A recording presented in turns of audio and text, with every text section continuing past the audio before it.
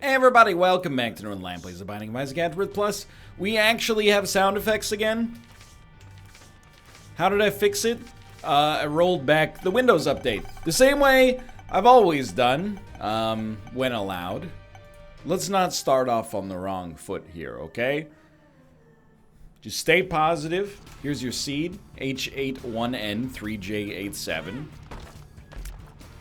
And take some pills. That sucks. Oh, come on! You know what? No, actually, now that I think about it, I don't think that saved us from damage, but still. It could be worse. We're half a spirit heart, or sorry, half a red heart down. I've just finished my first stream of the Outer Worlds, and I gotta I mean, it's early, okay? It's early. But if you are a fan of the video game Fallout New Vegas, it's just immediately upon playing it. It was like picking up where we left off in that game. It's crazy how New Vegas-y it is right off the bat. I've only played 3 hours. Don't take that as like an a sterling silver recommendation or anything like that. Who knows? It could get terrible or something like that. But so far, so very good. I gotta tell you, I'm a weird Fallout fan in that I guess I'm not even really that much of a Fallout fan. Like, New Vegas is my best, or my favorite, I should say. I haven't played 1 or 2, or Tactics for that matter, or 76 for that matter, but come on. And then I actually think I like Fallout 4 more than I liked Fallout 3. But I'll add in the caveat, I did play Fallout 4 before I played Fallout 3. And I think Fallout 3 is kinda... I mean, I recognize this is not the majority opinion. I'm not trying to convince anybody. All I'm gonna go to bat for is the fact that I think Fallout 4 is not what I want out of a Fallout game, but is still a competent, relatively linear, unfortunately, shooter RPG. I kind of see it like Deus Ex Invisible Warfare. You know, the second Deus Ex. Everybody loves the original Deus Ex with good reason. I had the second one too, and honestly, I kind of liked it. Everybody else seemed to consider it a betrayal, but I was like, this is not nearly as cool as the first one, but I still think it's okay.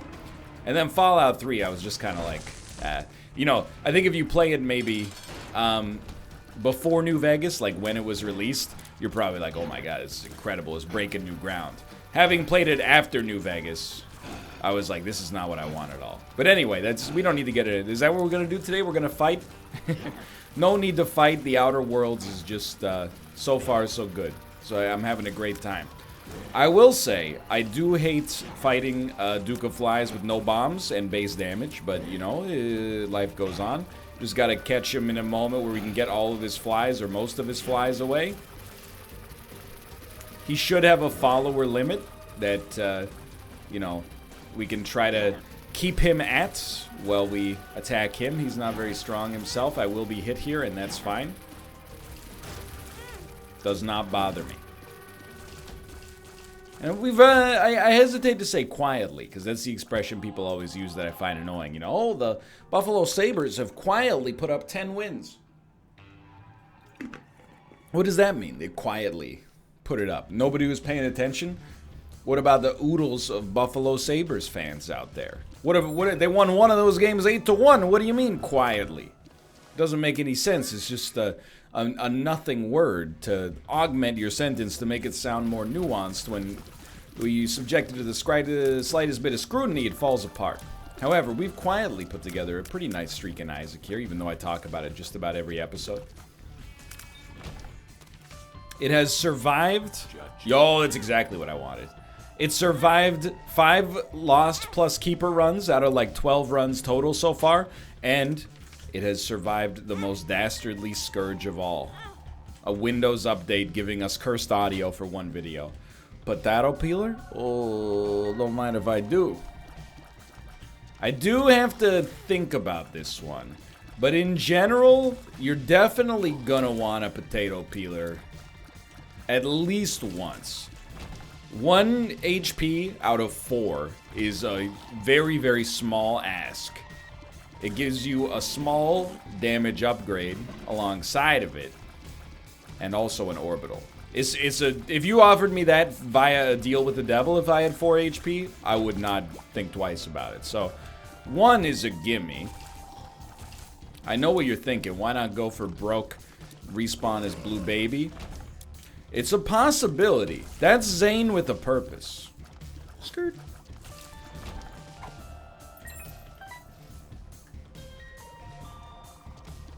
Yeah, it might come to pass. We'll see. The thing is, I don't really want to be Blue Baby. I'm fine with the Spirit Hearts, except I don't want to be locked into Spirit Hearts forever. But I don't know. I kind of think the best way to approach it is just wait and see what your deal with the devil situation looks like and approach it from there. So you might be able to sneak out essentially a free or half price deal just by bombs. You don't summon bombs, do you? You're the champion that does not summon bombs. Just by using Potato Peeler to get us to like 1 HP when a deal costs 2. You know what I mean? I mean, you've seen it probably 500 times before, so I'm pretty sure you know what I mean. Shouldn't have walked into him. It was laziness. But we got him nonetheless. Jesus Juice is not amazing, but at least okay. So I think we should go for broke here. I do think you do this. We'd rather get the damage and another orbital. I don't think you'll become Blue Baby yet. I think you just let it ride for now. I think you hydrate because that's important. Now we're talking. Everything's going just fine. I mean, this is a good setup. The second level Meat Boy is not that relevant as compared to the first level Meat Boy, but you know, you got to go through the second level Meat Boy to get to the third level Meat Boy. Anyway, it's an exciting week. We got a little bit of a backlog. Honestly, I have a weird backlog right now. Isaac and Tetris have a long backlog, and so I'm hesitant to talk about current events. But then that third series game has like literally a 1-day backlog. Because I didn't know when Dicey was going to end. There was no way to, well, there was a way to prep, but it's annoying, you know, having to look at your calendar and be like, Dicey will finish on, you know, the 23rd or something. So we're just kind of keeping that position open right now. But we are approaching, Kate and I found ourselves in the unenviable position of being out on Saturday. And I gotta tell you, I say this every Halloween season. Halloween is, admittedly, yikes, that was really bad. Halloween is not one of my favorite holidays. I understand how that sounds. Trust me, sometimes people are under the auspicion that I don't understand, you know, the narrative on the internet. The narrative on the internet is very easy to understand. Anytime you want to know the internet's position on something in general, all you have to do is find a Reddit thread about it and look for the top comment. The top comment will tell you the right opinion if you never want to ruffle any feathers on the internet. It's very, very simple. Halloween is a popular holiday. What's not to like? You dress up a costume, you eat some candy, etc., etc. But for me, I've never been much of a Halloween guy. And that's okay. I support your right to have a fun Halloween. I'm not trying to take anybody's Halloween away. Halloween away, Halloween away. We are Blue Baby now. But it's just, you know, at least, I don't know if this is just an indictment of Vancouverites, because it was the same when I lived in other parts of Canada for sure. But Halloween as like a kid is wholesome and innocent, you know? Halloween as an adult, first couple of years, you're like, I get to dress up in costume and get drunk. It's awesome. Halloween after that point is, oh, everybody in public is in costume and drunk. You got it. It's a big day for the bars is all I'm trying to say. So I'm not trying to harsh anybody's Halloween buzz. I hate these guys. Please leave. I try to stay out of the mix on a Halloween day, you know? The kids, they want to go out and, hey, I'm Rizzo from Greece. Go ahead. Doesn't bother me. However, we accidentally found ourselves out last night in a part of town that is very party rich, and I was like, this is, it's like realizing that, you know, your wife is like, hey, honey, can you go to Walmart? And you're like, yeah, sure. Then you get there, and you're like, oh my god, it's Black Friday. It's like it's just a day that I don't really enjoy being in public. Because I'm also not in costume, you know? I can't even blend in with the locals. Moreover, it's my least favorite sort of Halloween week. And again, if you love Halloween, it should be your favorite sort of Halloween week. You know why? Because it's a double Halloween year. A double Halloween year takes place when Halloween falls pretty evenly between one weekend and the next. Again, as a child, does not apply. Halloween is Halloween. You go out trick-or-treating on the night that is the 31st falls on. But this year, the 31st is on a Thursday. So when do you go out to party if you're an adult? Do you go out the 26th, which was last night? Or do you go out on the November, like, 3rd, which is the Saturday after, maybe November 2nd, which is the Saturday after Halloween, you know? It's a tough question to answer, because it feels weird. Like, your first thought might be, like, you should celebrate it on the day that is closest to Halloween, which will be next week. But also, celebrating Halloween in November, you're like, hey, that's when the Christmas season begins. I guess you might as well take this. No, it doesn't, NL. Christmas season starts after Thanksgiving. Guess what, son of a gun? It is after Thanksgiving up here. What do you have to say about that? Yeah, that's what I thought. Anyway. I don't have an answer to this question. All I'm saying is there's two Halloweens. It's like if there were two St. Patrick's Days. It's a nightmare if you're not into it. But if you are into it, congratulations. I hope you enjoyed your night out. Heard many of your conversations walking past some of Vancouver's finest establishments. Seems like there's a lot of drama going on out there. I hope Jennifer gets this sorted. She should... my personal opinion is that she should tell Blake how he feels. How she feels, I should say. I know Blake can be a jerk sometimes, but dude, I just gotta tell you, like, there's nobody in my life like you right now. Like, we're such good friends. That was such a terrible sound there. That was my impression of every conversation I heard. Regardless, though, I'm mostly... It's extreme boomer energy. I'm just complaining for the sake of complaining. For the sake of having something to talk about. But wait, I just, you know, I don't like... I mean, I guess it's not really like a societal thing. It's an age group plus internet thing, right? If on the internet you're anti-Halloween or St. Patrick's Day, and I know because I openly talk about it every year, that those are the two holidays where, with some caveats, i.e. if you're actually Irish and you celebrate St. Patrick's Day, more power to you. If you wish you were Irish and just want an excuse to get drunk at 11 a.m. on a Tuesday, that's my least favorite part of the holiday, but it's still well within your rights to explore that, you know? I don't control your life. Also, it's a pretty minor thing in the whole scheme of things. But anyway... If you say you don't like Christmas, and I am a very not war on Christmas sort of guy. If you say you don't like Christmas, a lot of Zoomers are like, yeah, man, I'm with you. You say you don't like Halloween, people are like, what's wrong with you, Grandpa? I want answers. That's all I'm trying to say. We gotta be very careful about our HP here, by the way. I love Christmas. I don't care for the, you know, religious aspect of Christmas. It's never been a factor for me in my observance of the holiday. What I do enjoy is a nice period in the winter time where, you know, me and my family could take time off, get together. Oh, but the weather's bad. Not here. Not really. It's still pretty nice, honestly. It's a good time for me specifically and selfishly. I think, and this, I mean, it's maybe bucking tradition a little bit.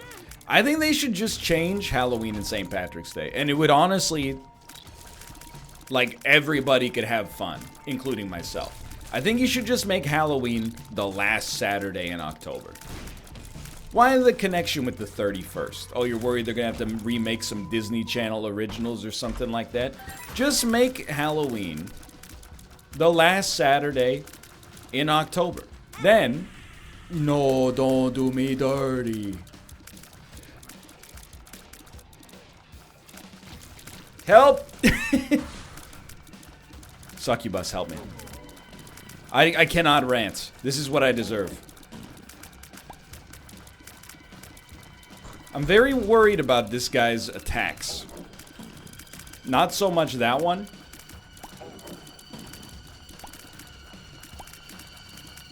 This one. Oh, we got him. Okay. Shop? Shop. Just make it the last Saturday in October. Kids can go out trick-or-treating. People will be home because it's a weekend. I mean, they'll be taking their kids out as well, but you know what I mean. Oh, it was greed in the shop, wasn't it? I think do we leave? We can't leave without going to the item room. That's foolhardy. You want to get drunk? You can get drunk. You got the whole day to recover the next day. You know? I think the same thing for St. Patrick's Day. Just make it like the first Saturday in March or something like that. I know there's actual significance attached to the day. But I'm just telling you, you're barking up the wrong tree if you're thinking like, NL, how would you feel if I told you that your birthday was going to be the last Saturday in November? I would be like, that's sick. My birthday always gets to be on a Saturday? That rules. That sounds fantastic. We found a spirit heart. We also found the dunce cap. I don't think I can take it, dude. It's too spiced. It's just too spicy right now. I would be for that. I mean, it would be weird from like a restaurant industry, I'm sure, because you'd be like, on Saturday, places would be insanely busy compared to how busy they already are, I guess, but still. Why not make every holiday like, well, you know, Christmas usually for workers, at least white-collar workers, they get like a big period off around it. You know, the actual day that it's on might not matter as much. But sure, you know, I mean, if you want to rework every single holiday like that, it honestly doesn't bother me at all. The only thing, actually, let me rephrase. It does bother me because then, you know, employers might use that as an excuse in order to be like, well, we don't have to give you Christmas off because it's on a Saturday now. No, no, no. But it works for Halloween and St. Patrick's Day because they don't give you those days off anyway because they're not real holidays. There you go. I've engineered a way to always get Halloween off. I think this is a win-win. People might be saying, oh, I think things are fine the way they are now. You know who you sound like? You sound like a freaking boomer. How dare you call me a boomer and then come in here with this rhetoric that everything's fine just the way it is. That's what I take as insulting, to be honest. So we do have blank card as an option. If we can get Hierophants, if we can get Alges, we can get the Gaz, I would be interested. Feel like for now we're in a surprisingly good position given where we were like 5 minutes ago.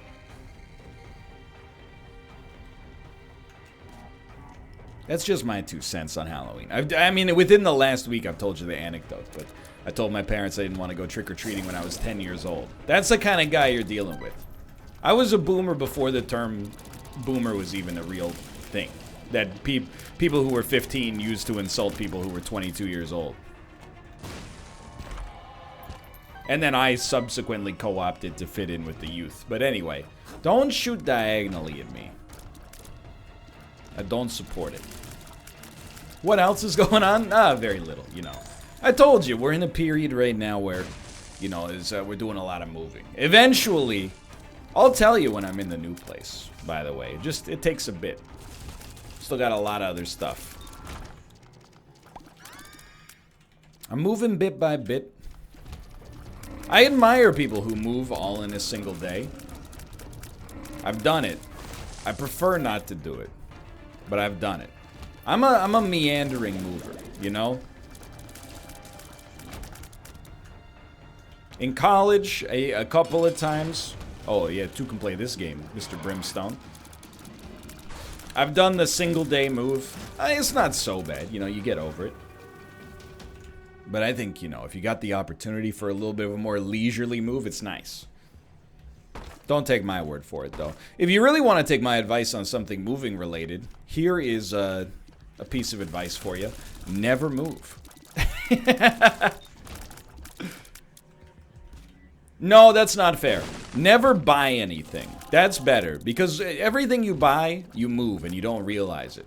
Every time we've purchased something online for the past 5 years, I've taken a box, you know, from our mailbox up into our apartment. Now, I'm like, why do we have so much stuff? And I'm like, oh yeah. Dozens of trips over the course of many years condensed into things that need to be moved over the course of a single month. That makes sense. I'm not mad about it. I mean, we got, you know, they're life gains, as people say. But when I moved to Vancouver, it was the easiest move of my entire life. Why? Well, in Canada, I was living with my mom and my dad. So, I didn't really have to move out in the same way that you move out when you got a landlord on your case, right? You know, you can't just leave the domicile with a landlord. He's gonna come at you and be like, hey, what, you gonna clean this stuff? You gonna take your stuff out of here? With my parents, I was just like, hey, I packed up all the stuff I need in a suitcase. The rest of these are now your possessions. Do with them as you see fit.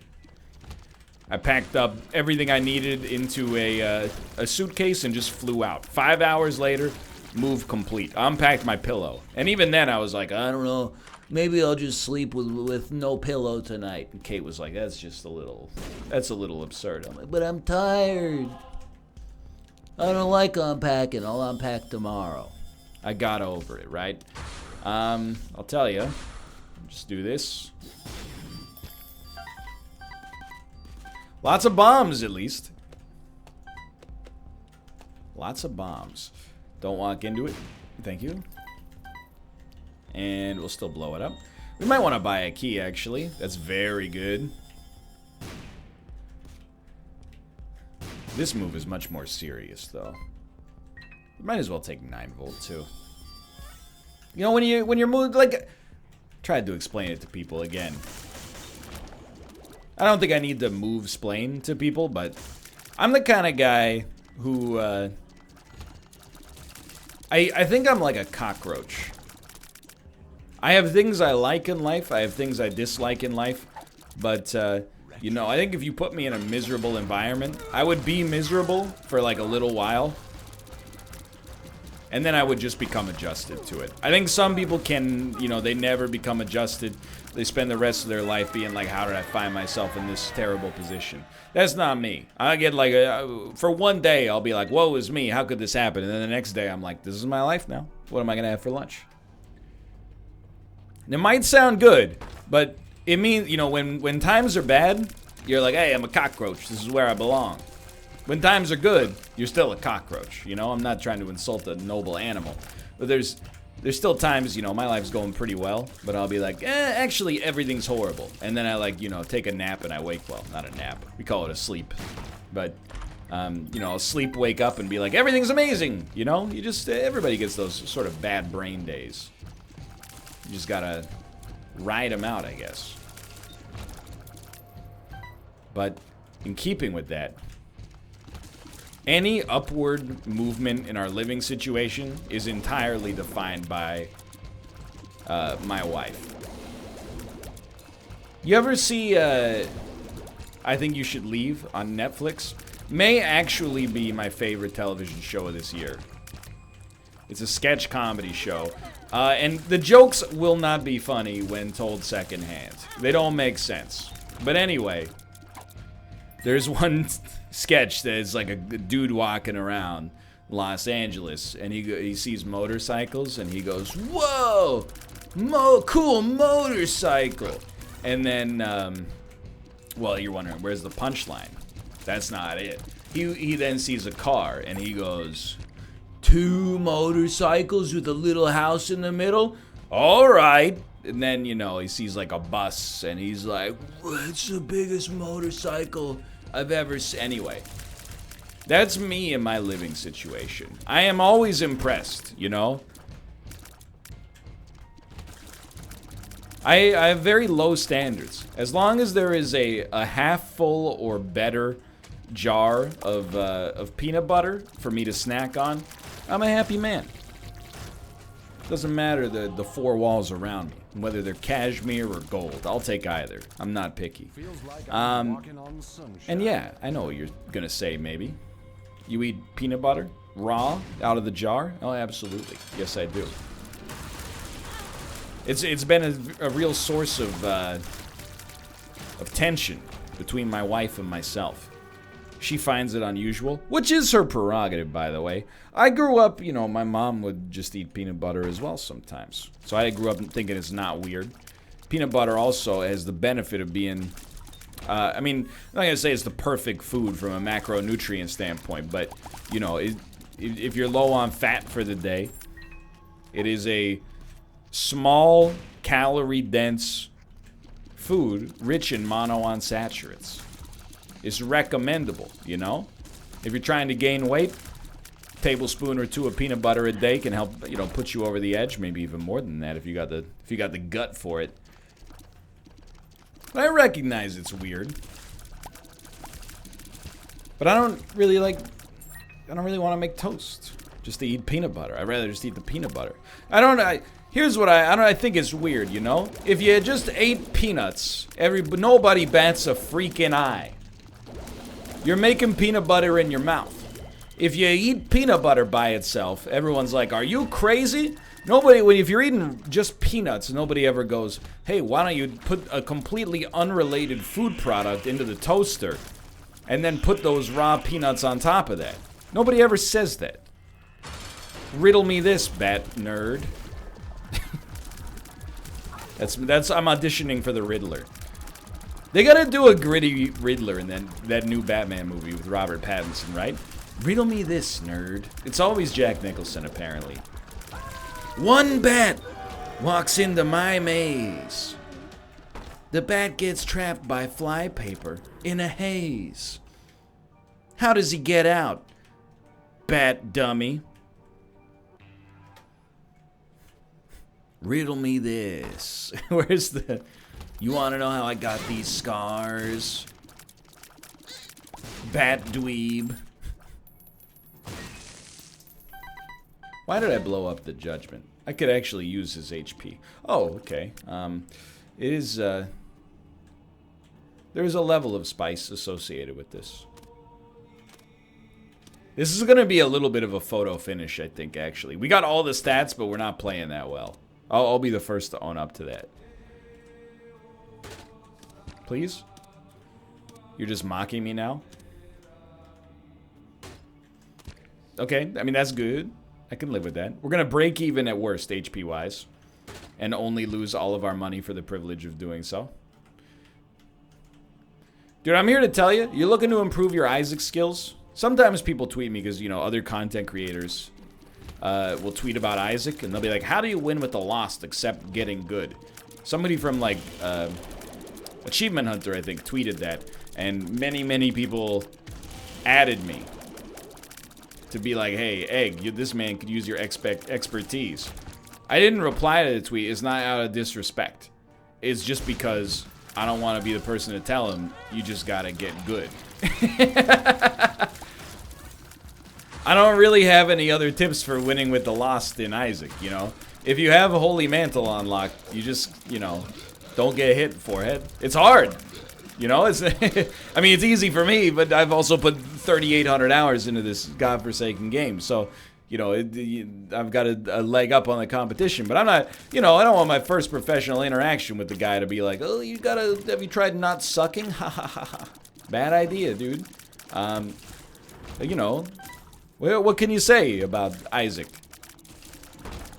Are there any tips and what am I gonna write him an essay? Well, what you should do is look for items like Nod Leaf. I'm sure he knows. Isn't that, what's he gonna do? He's gonna find Nod Leaf and pass it up? That's just giving advice to make yourself seem smart. Everybody already knows that. You know, I think it's... Well, maybe they don't. I don't know. But... Just think, you know, that advice... Not particularly relevant in that moment. You know, I'm hoping. I mean, there was a heyday, man, where like so many different content creators are playing Isaac. People come in my comments and go, "Why did you steal the idea to play this game from Uber Hacksaw Nova?" And I go, "Ha ha ha ha ha, got me." Nowadays, all the content creators, all the kids, they don't have respect for the classics like Isaac. Everybody's playing their Destinies and their Noidas, and nobody respects they gotta blow the dust off the book jacket. I don't know, I don't want to sound negative. I don't think that'll change with the DLC's release. I think, you know, I think the era of Isaac, the golden age, will permanently be back in like 2014. Like right around Rebirth's release was like a sweet spot for polish, and oh my god, the graphics look so nice. And there would be like two dudes who are like, I think Flash Isaac looks better. I wonder where those dudes are at right now. I'd like to know if they still hold their opinion, because again, having gone back and played an episode of Flash Isaac within the past 3 or 4 years, it's you know, you gotta have respect. I played 1,000 episodes of that freaking game, but, you know, it's an assault on the senses, to put it politely. Where was I going with this? I don't know. I'm waiting for the next roguelite, Crown. Now, I'm also waiting for the Isaac DLC, don't get me wrong. But I'm waiting for... Are roguelites, are they sunsetting? I don't believe it. We got him. I believe that the roguelite formula is like the Battle Royale formula. You can apply it to anything. We just need to be a little bit more creative. And by we, I mean, I need game developers to be more creative with it so I can have job security despite actually not really contributing my fair share.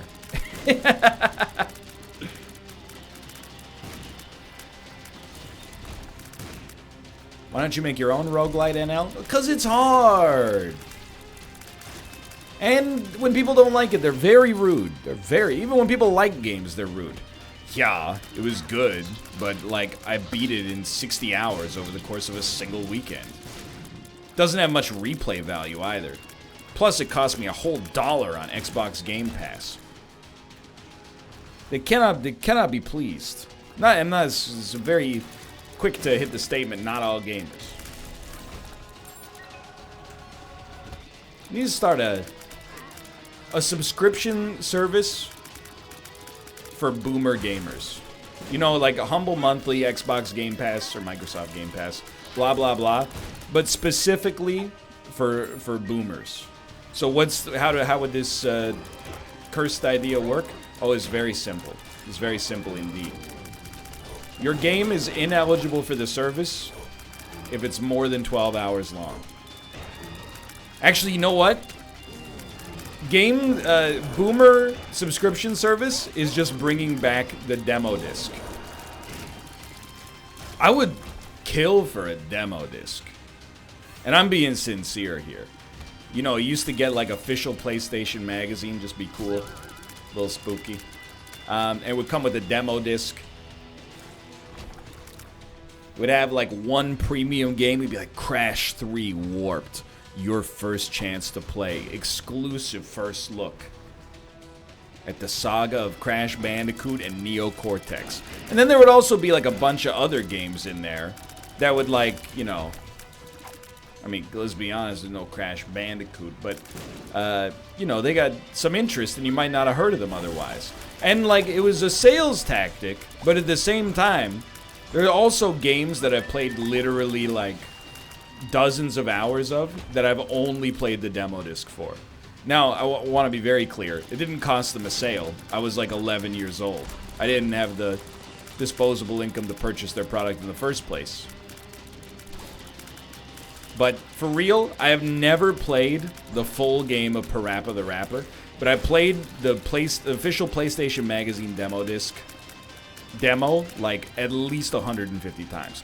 Kick, punch, it's all in the mind. If you want to test me, I'm sure you'll find the things I'll teach you is sure to beat you, but nevertheless, get a lesson from teacher. Now kick, punch, you know, you get the idea.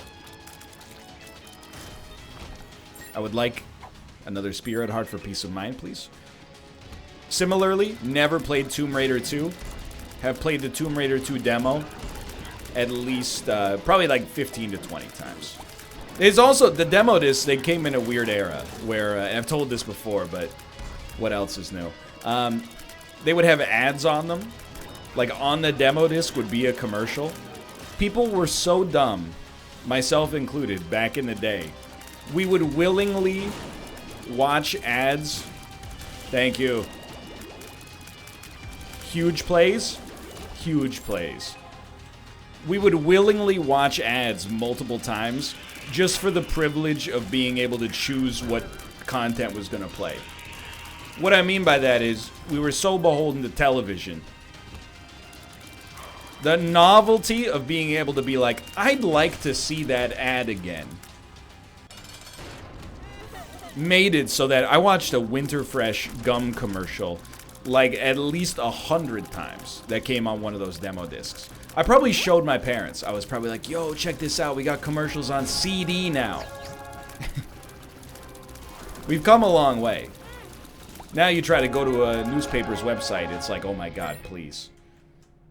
For now, thanks for watching. Hope you guys have enjoyed the episode. If you did, click the like button. I'm a little surprised we made it, but we did. For now, thanks for watching, and I will see you next time. See ya!